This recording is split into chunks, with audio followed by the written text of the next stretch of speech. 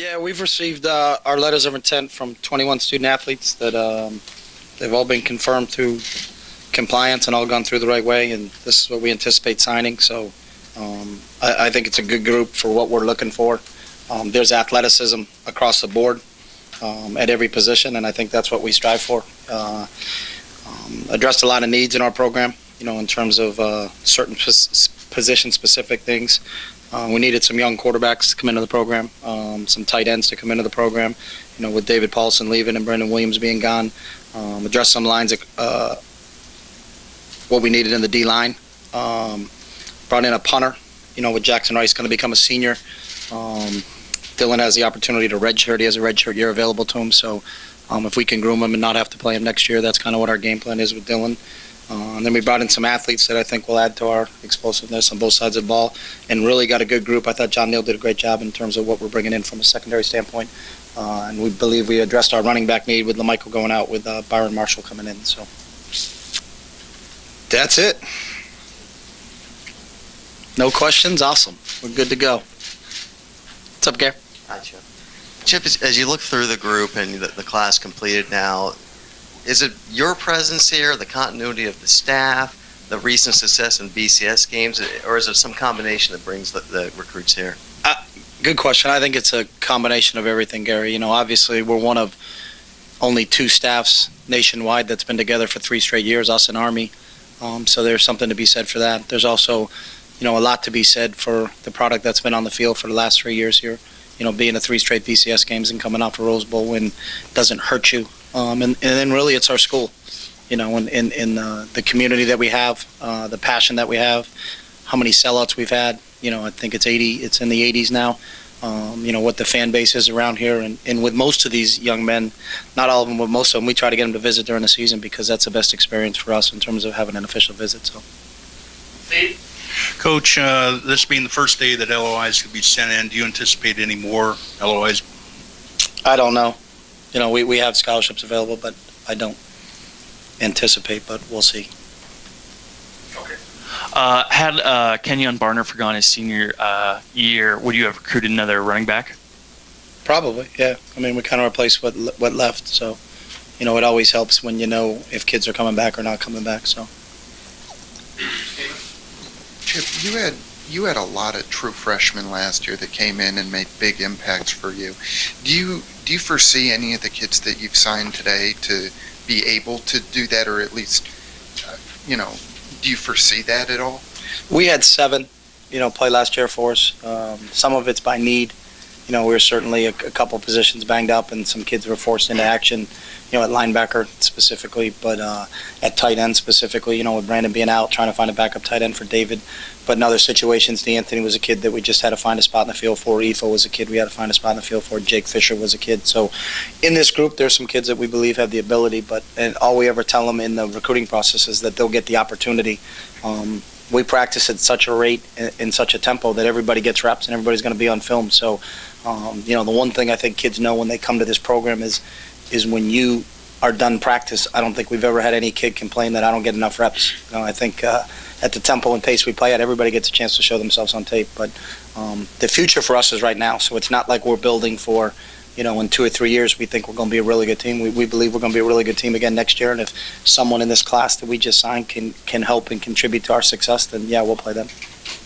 Wow. Were you intent on taking 2 quarterbacks? Did Darren's decision affect that? No, we were always taking 2 quarterbacks, Rob. We'd like to be at either 4 or 5, so we offered both Jake and Jeff, and they both committed really early to us. So they were committed way before Darren made his decision that he wasn't coming back. So and then at that point in time, there was no one else out there that was available that we said, hey, we're gonna, we're not just gonna take a kid for the sake of taking a kid to fill a class out. So we got some kids like Dustin Haynes, that been in our program for a while now, and is still a quarterback for us. Darryl Hawkins has got quarterback ability, but if we get to the 5th quarterback at some point in time during the season, we got a lot of other issues. So, yeah, it has happened. Coach, in about a week's time, you went from discussing the job with Tampa Bay to getting back on the recruiting trail. Yeah. Can you talk about how you addressed that with recruits, and then how the process went through leading up to getting Eric Armstead to commit?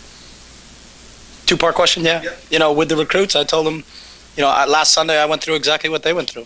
I was presented with an opportunity, and like I do and I asked them to do in the recruiting process, is gather as much information as possible, and then make an educated decision on what's the best situation for you. In that, we've never pressured any recruits into saying, hey, you got to tell us what's going on here, or we're going to offer it to someone else. That's not how we operate. I think our method of recruiting is this is what we have to offer you.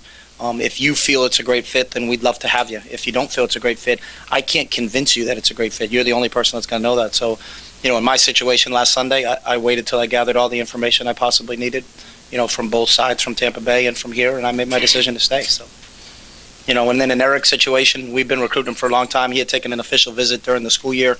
I believe he was here for the USC game, to be honest with you. And then, Jerry Azarnero did a great job of keeping in touch with him and his parents, and we were scheduled to go in the last week to go see him anyways, and later in the week. So I went down and saw him, I think, a week ago, Thursday, and had a home visit with him, myself, and Don Pelham, and him and his dad, and just sat down and kind of discussed what we're all about. And Eric chose to come here. You said that Eric Armstead will play on the D-line. What's the likelihood that he'll play on the offensive line, and what will go into that decision? He's a D lineman, so there is no likelihood of that. We're not bringing him in here to play both positions. We're bringing him in here to be a defensive lineman. And you watch him run around the basketball court. There's some YouTube clips of him. He's athletic enough, and obviously with that length and size, we've been doing it with some smaller guys. Obviously, if you can do it with some bigger guys, but you don't drop off from an athleticism standpoint, is what we're looking for. So for what we do defensively, he's a defensive lineman for us. Chip, one more question about Eric. When he put this hat on, he said he wanted to play basketball too. I mean, you're aware of that. Was Dana aware of that? Dana's aware of it.